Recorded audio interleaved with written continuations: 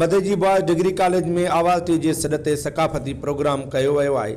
सकाफ़ती programme में शागिर्दनि टेबलो सवाल जवाबनि जा मुक़ाबला ऐं सिंधी गीतनि ते झूमिरियूं हणी ख़ुशीअ जो इज़हार कंदे आवाज़ टी सां ॻाल्हाईंदे चयो त कल्चरल डे असां वॾो रिच कल्चर आहे, सिंध जो कल्चर आहे, पर बिल्कुलु असां उनखे उजागर कीअं करणो आहे उहो तालीम सां ऐं कलम सां।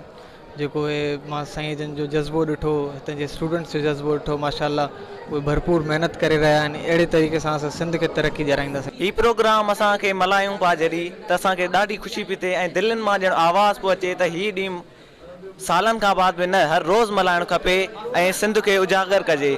असांजी सिंध एॾी त पुराणी आहे जो पाकिस्तान थियल बि न आहे त हीअ सिंध आहे। असांजी ॾाढी ख़ुशी थी हिन प्रोग्राम मल्हाईंदे असां ॾाढा ख़ुशि आहियूं ऐं असां सभिनी ॿुधाइणु चाहियूं था असां सभु सिंधी ॿाहिरि हिकु आहियूं। अहिड़ा प्रोग्राम थियणु खपनि ज़रूरी। हर कॉलेज में प्रिंसिपल खे घुरिजे त अहिड़ा प्रोग्राम कराइनि त जीअं माण्हुनि में शऊर पैदा थिए। छो न अजरक जी अज़मत जो क़ाइल हुजे, पंहिंजी ॿोलीअ ॾे जेको न माइल हुजे, ज़हन जंहिंजो अञा बि विरायल हुजे, तंहिंखे चओ मुंहिंजी नगरीअ मां निकिरी वञे, तंहिंखे चओ मुंहिंजी नगरीअ मां निकिरी वञे।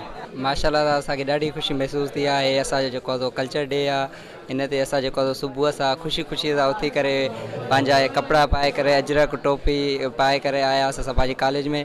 जेको आहे सो असांजे प्रिंसिपल साहिबु हर साल माना असांजो इहो प्रोग्राम कराईंदो आहे कॉलेज में, हिन दफ़े बि कराए ऐं माशाअल्लाह सां ॾाढी असांखे ख़ुशी थी। को सकाफ़ती ॾियार जेको मल्हायूं था उन में ख़ासि तौर ते जेको असांजो तवजो हूंदो आहे उहो ॿारनि में जेको हिकिड़ो जज़्बो हूंदो आहे उहो हिकिड़ो क्रिएट करिणो हूंदो आहे। तालीमी हिकिड़ो जेको रुझान आहे उहो उन्हनि में हिकिड़ो पैदा करिणो हूंदो आहे त जीअं ख़ुदि शनासी पैदा थी वञे, छो त ख़ुदि शनासी ख़ुदा शनासी आहे। सो उन जे लाइ असांजो हिकिड़ो भरपूर सभिनी उस्तादनि जो किरदारु हूंदो आहे। गवर्नमेंट डिग्री कॉलेज मदेजीअ में सभिनी उस्तादनि जेको आहे सो शागिर्दनि खे प्रिपेयर कयो सुठे तरीक़े सां ऐं इहो असां पिया प्रोग्राम कंदा रहंदा आहियूं ऐं कंदा रहंदासीं। सकाफ़त ॾियारे खे सुठी तरह मल्हाइणु घुरिजे। इन में ज़ाहिर आहे असांजी थोरी फाइनेंस ख़र्च थिए थी, गवर्नमेंट खे बि असां सां सहकार करणु घुरिजे। काफ़ी सारा प्रॉब्लम थियनि था ऐं आयल शख़्सियतनि जे हवाले सां सुठो पे ॾींहुं मल्हायो वञे थो। स्टूडेंट में बि अफ़ादियत थिए थी। टोपी अजरक जे हवाले सां हिकिड़ी पंहिंजी धरतीअ जो मान आहे। सिंध जी जेकी सकाफ़त आहे उहा हिकिड़ी क़दीम सकाफ़त आहे। दुनिया जूं टे वॾियूं वॾियूं तहज़ीबूं आहिनि, मिस्र जी तहज़ीब, इराक़ जी तहज़ीब ऐं असांजी सिंध जी तहज़ीब।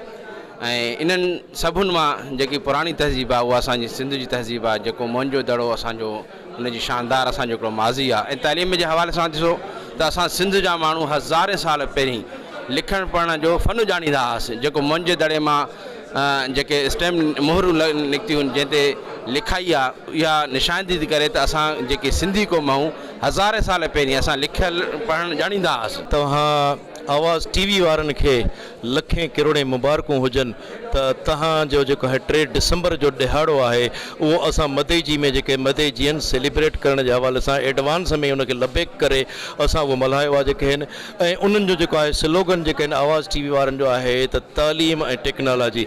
इहा इन में को शक कोन्हे त जेके आहिनि तालीम जॾहिं हूंदी त असांजी जेका टेक्नोलॉजी बि हूंदी, तालीम हूंदी त असांजी कल्चर जी जेके प्रचार बि हूंदी पूरी दुनिया में। जेके आहिनि असां तव्हां साम्हूं ॾिठो त असां इन कल्चर खे जेके हिन मैसेज ॾियण जे हवाले सां त सिंधी ॿोली जे किथे घटि सम्झी थी वञे, घटि ॻाल्हाई थी वञे त असां उते उर्दू ॿोली में बि जेके आहिनि असांजे शागिर्दनि उन्हनि खे बेटा पेश करण लाइ पंहिंजी स्पीचिस पंहिंजा टेबलो पेश कया। गवर्नमेंट डिग्री कॉलेज जे प्रिंसिपल इजाज़ खोखर आयल महिमान ऐं कलमदड़नि खे सिंध जे सकाफ़त अजरक पहिराए सर्टिफिकेट ॾियण सां गॾु सिंध खे सरसब्ज़ करण लाइ ॿूटा पोखे सिंध जे मुल्क जे ख़ुशहालीअ लाइ दुआ घुरी वई। रिपोर्ट अब्दुल हकीम सहतो, आवाज़ टीवी मदेजी।